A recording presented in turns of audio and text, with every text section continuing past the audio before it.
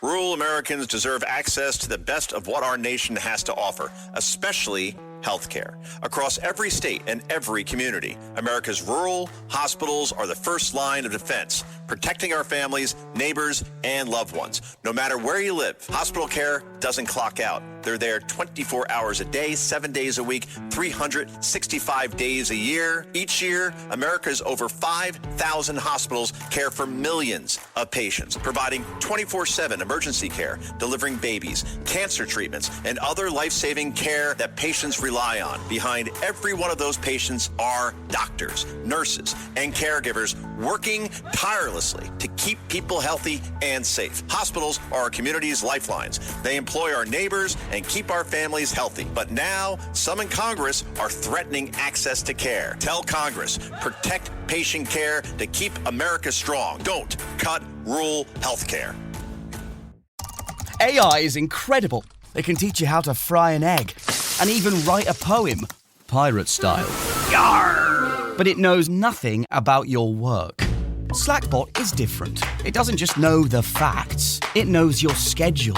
It can turn a brainstorm into a brief. And it doesn't need to be taught. Because Slackbot isn't just another AI. It's AI that knows your work as well as you do. Visit slack.com/meet Slackbot to learn more. It's the Joe Concha Show. Joe Concha. Joe Concha. Joe Concha. 77 WABC. All right, welcome back, everybody. Let's bring in Carol Roth, who is obviously one of my favorite guests. We haven't spoken, though, since, I don't want to bore what's, primarily like a New York, New Jersey, Connecticut audience with too much Chicago Bears talk. But, Carol, here's where I come down on that loss last week, okay? And we're only going to take 30 seconds on this. We had no business being in overtime with the Rams. We probably had no business beating Green Bay. I'm happy with the season. Caleb Williams, I would rather he play 4 quarters instead of the last half of the fourth quarter. But overall, the most exciting season that I can remember with the Bears since, quite frankly, 1985. 15 seconds to wrap up this boat. Yes, no, I don't blame Caleb Williams at all. I thought he had a spectacular game. It was a very winnable game. I actually think it was some coaching mistakes. They should have gone for 3 a couple of times. You're right. We shouldn't have been overtime. Oh, you're Some right. of the receivers let him down with some drop passes, but a very exciting season and super excited to see what's ahead. And for your New York audience, congrats on getting John Harbaugh. That's an absolute steal. And with Jackson Dart, the Giants are going to be a force to be reckoned with as well. See, Carol knows her stuff. She could pivot right from the Bears over to the Giants. The New York audience, at least half of it, is happy about John Harbaugh, while the Jets are still, the Jets, 57 years, Carol, and not haven't even been back to a Super Bowl. Super Bowl. But here's a kernel of hope for the Jets fans. Yeah. Is the Jets are the AFC version of the Bears. And so now that the Bears have broken that that drought, gotten off the schneid and back into the playoffs, you see that you can do it as well. And New York just need a great coach and a good draft pick, and you're off to the races. I feel good. I feel good for the Jets fans. So I'm spreading optimism everywhere here, Joe. You know what? Who am I? I was just mocking the Jets for not being back to a Super Bowl in 57 years. The Bears haven't been to one in, they went to one in 2008, I shouldn't say. They haven't won one in 40. So, 40 years. 40? Yeah, wow. That's insane. Anyway, I want to play these clips for you because Gavin Newsom, I find, I have to admire. No one wants to be president on this earth more than this guy, right? Kind of a Hillary Clinton, I'm entitled vibe, and I looked the part and I can sell it better than anybody type of thing. And then he ends up at Davos. By the way, I should ask, as somebody who knows economic matters and obviously an entrepreneur and being with CNBC all those years, have you ever been to Davos? I have not. I'm not elite enough to be invited to Davos. And honestly, if I was invited to Davos, I wouldn't go because I think it's absolutely disgusting that you have all of these elite people who are flying in on their private jets and talking about climate change and eating steak and talking about we should eat bugs.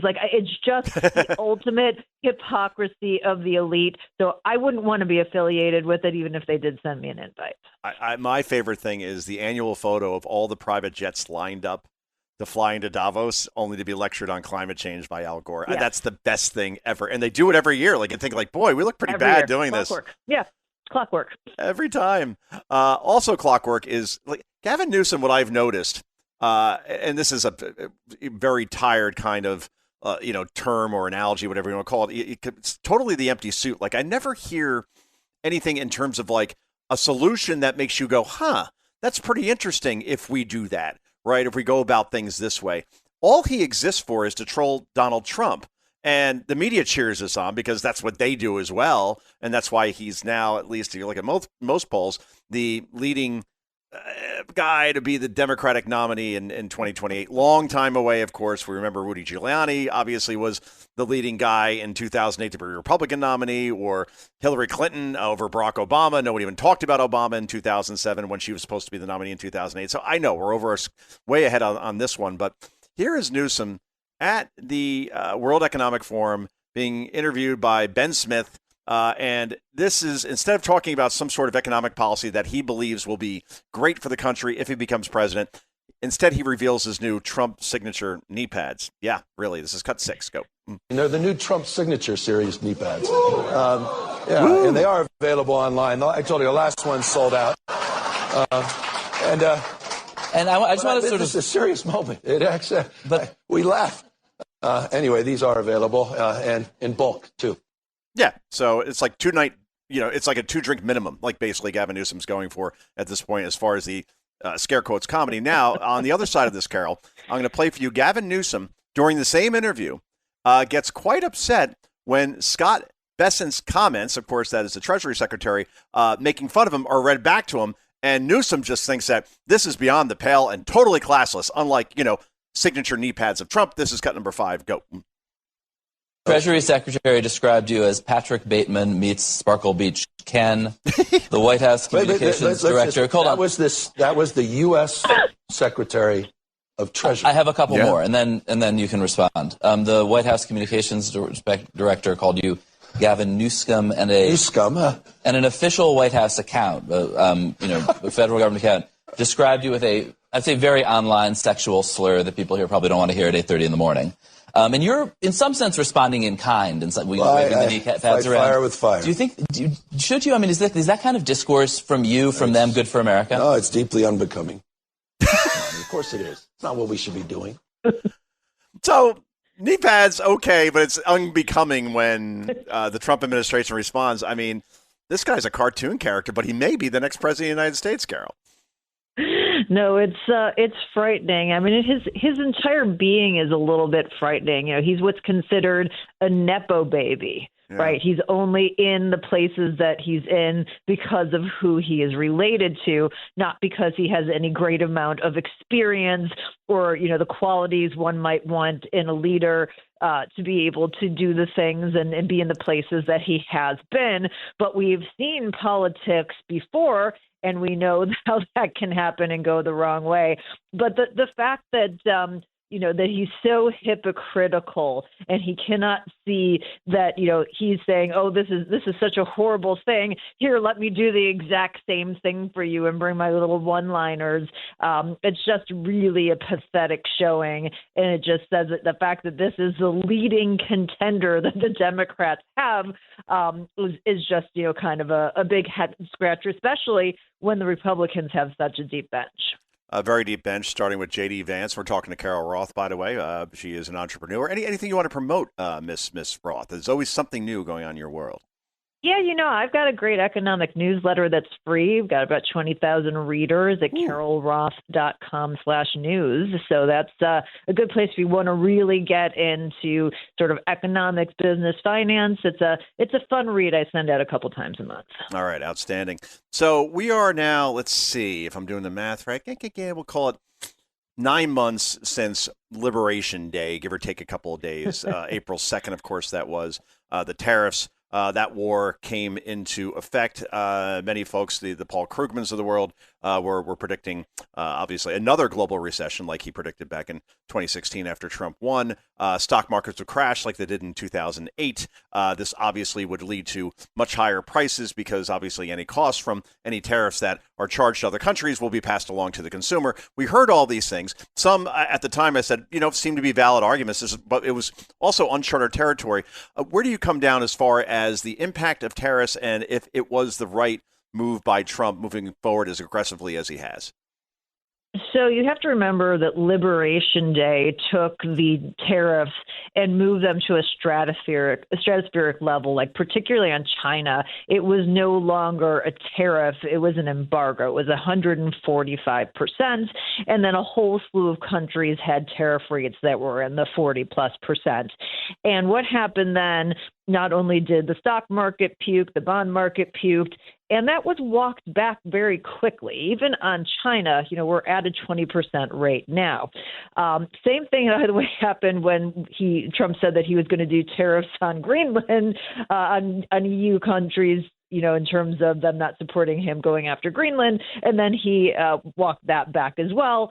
So we've seen him move off the position. So the commentary about what might happen was related to, as you said, Liberation Day, which is no longer in effect. So we do still have some baseline tariffs, particularly on China, that for small businesses are continuing to wreak havoc. We have the haves and the have-nots, in the broader economy in terms of consumers. The same thing with big businesses and small businesses. And big businesses, as we predicted, have been able to weather it. They have passed some of that on to consumers, and small businesses haven't. We haven't seen the overall inflation numbers tick up as much as potentially expected because the price of oil had been going down. It's now going back up again. So I don't think we're entirely out of the woods, but to say that there has been no impact there wouldn't be fair to the small businesses that are deeply impacted, and those are the ones who are bringing cases like the Supreme Court case. And we're talking to the champion of small businesses, that is Carol Roth. She also has a best-selling, New York Times best-selling book, The War on Small Business, How the Government Used the Pandemic to Crush the Backbone of America, Main Street versus Wall Street, the Greatest Wealth Transfer in History. That was published in 2021, and boy, was it prophetic. I mean, you're way ahead of the curve on that one. That's certainly for sure. So let me go through a quick report card then, Carol, as far as how you would grade Trump in his first year. We'll keep it on the economy. I think foreign policy, we could probably be in agreement that has exceeded expectations in terms of... Exceeded, yeah. Very strong A on that. Very strong A, yeah, particularly with Iran and those nuclear facilities being taken out. Nicolas Maduro, the snatch and grab, and obviously I could go down the list as far as a peace deal in Gaza, at least one that's holding for now. But let's go through the report card on the economy. So as far as growth, we had hot numbers come in today. I think it was 4.4% GDP. We're expecting perhaps in the next quarter, it even exceeding 5%, which are numbers we never saw during the Biden administration. So on growth, I guess that was kind of a leading question, but where do you come down on that A to F? So, again, this is a getting in the weeds. I don't necessarily believe the numbers, just like I don't believe the numbers under the Biden administration. And some of that has to do with things like import and export changes. So I think that one's a hard one to give a grade to. If you believe that number, you're super excited about it. If you kind of get into the weeds on it, it's not a bad number by any chance, but it's probably not the solid A you might be expecting me to say, Joe. Okay, but better than the numbers we saw under Biden, I think we'd be in agreement with. Yeah, I mean, everything summarily is better than the Biden administration, and everything is better than it would have been under Harris. So let's just be clear about this. We're not saying, we're regretting our votes or anything. We're just saying, hey, there are some places where things are going really well and some places where there is some more work to do. That is what we call a blanket statement in this business. Okay, quickly, then we'll go through these in about a minute. So we'll go like 10-second answers on this. Inflation?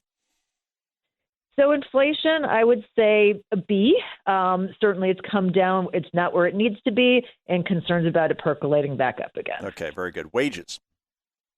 I would say probably the same, B. Okay, energy? Gas prices. Well, energy obviously has been an A. Energy has been an A, and I think that at least for the short term, it will continue to be an A. I can't believe in some states we're seeing gas as low as almost $2. I mean, that's pretty insane. I think that's a direct result of policy. And finally, trade. You go longer on this one if you like. So I think trade. So I'm going to give a C on trade because I think trade has been the wrong thing to focus on. I don't think we've accomplished, in the areas that we need to improve it, the things we need to go after, like with China IP infringement and the like. And I think it's been a distraction from other areas like affordability. It delayed, focus on taxes, which we did get past, so that's great. But I just think that it has been an unforced error in many ways. So I'm going to have to do a C if I'm grading on that one. Okay. I'll give an acronym for that instead of a grade. TBD. To be determined. After 1 year, who knows? Let's see where we are in years 2, years 3, and years 4. All right, Carol Roth, we got to go, unfortunately, but thanks so much for joining us. I want to have you back on a regular basis because you're candid, and we're going to do a more fun segment next time on movies and like crazy trivia questions and that sort of thing. So that is my promise to you, my friend. I appreciate that, and we'll just get psyched up for the next Bear season. Exactly. For once, there's optimism in Bearland. Jonathan Turley, Carol Roth, and me. It's a good omen. It is a good omen, yes. We probably just jinxed ourselves. But regardless, okay, this is Joe Concha. This is the Joe Concha Show. This has been the Joe Concha Show, I should say. And thanks so much for tuning in. We will be back tomorrow night, 9 p.m. Eastern Time on 77 WABC. Until then, 2 words for you. Bye-bye. Every week, the Payne family cuts straight to the real financial story. The one question, Bob, everyone's asking is, are we in an artificial intelligence bubble? You've been through boom and bust. What do you think? No hype, no myths. Just what actually matters to your money. Does feel very similar to what we experienced in the 90s. Where are we, though? Are we in 1995, 1997, 1999? Listen to the Pain Points of Wealth on the Red Apple Podcast Network.